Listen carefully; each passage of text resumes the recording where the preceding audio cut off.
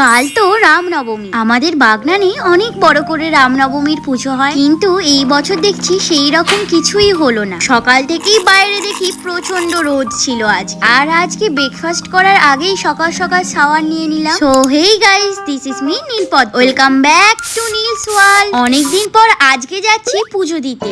সকাল সকাল আমি আমার মারিন কোলাজিন খেয়ে নিলাম। গোয়াওয়া ফ্লেভারটা ফার্স্ট টাইম খেলাম, ভীষণ টেস্টি ছিল, মন প্রাণ ভরে গেল। আজকে যেহেতু পুজো দিতে যাব সেই জন্য এই চুড়িদারটা পরলাম। আর বাইরে যা রোদ ছিল সেই জন্য বেশি মেকআপ করি না। এই ইয়াররিংসটা পরে নিলাম, হালকা করে কম্প্যাক্ট পাউডার, ব্লাশ আর সেটিং স্প্রে ইউজ করেছিলাম। এইদিকে আমার ড্রেসের সাথে এই চুড়িগুলো ম্যাচ করেছিল, কিন্তু অতিরিক্ত সাজ হয়ে যাবে বলে পরলাম না। তো ফাইনালি আমি রেডি হয়ে গেছি, এবার বেরোবো। আর আজকে আমায় কেমন লাগছে অবশ্যই কমেন্ট সেকশনে জানিও।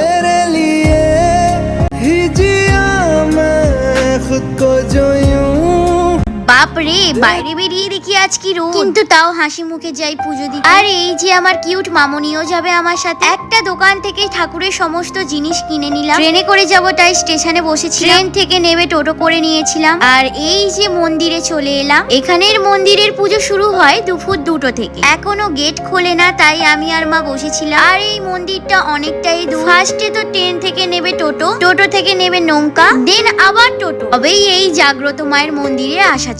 আর এখানে আমাদের কিউট কালিমাকে কত সুন্দর দেখতে লাগছে দেখো। এখানে এলে আমার তো মন প্রাণ সব ভরে যায়। মন্দিরের স্নিগ্ধ শান্ত পরিবেশ আমার তো ভীষণ ভালো লাগে। এটা ছিল রাজীবপুর। এখানে ঠাকুর তো অত্যন্ত বেশি জাগ্রত।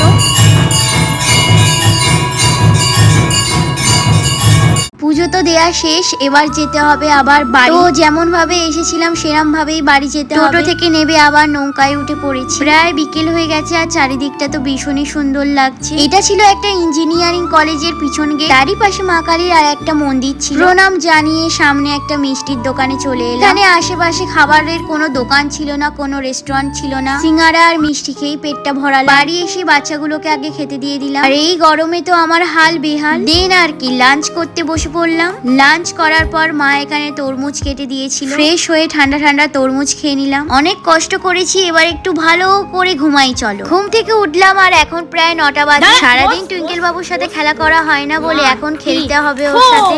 আর দিদি আজকে ওর ক্যাফে তাড়াতাড়ি বন্ধ করে দিয়ে বাড়ি চলে এসেছে। আর দিদি তো অনেক খাবার কিনে এনেছে, এইগুলোই সাজিয়ে গুছিয়ে মা আমাকে এখানে খেতে দিল। টিভি দেখতে দেখতে এখানে আমরা সবাই মিলে ডিনার করছিলাম। আজকে তবে আসি, আবার দেখা হবে কাল। সবাই খুব ভালো থেকো। Good night, tata.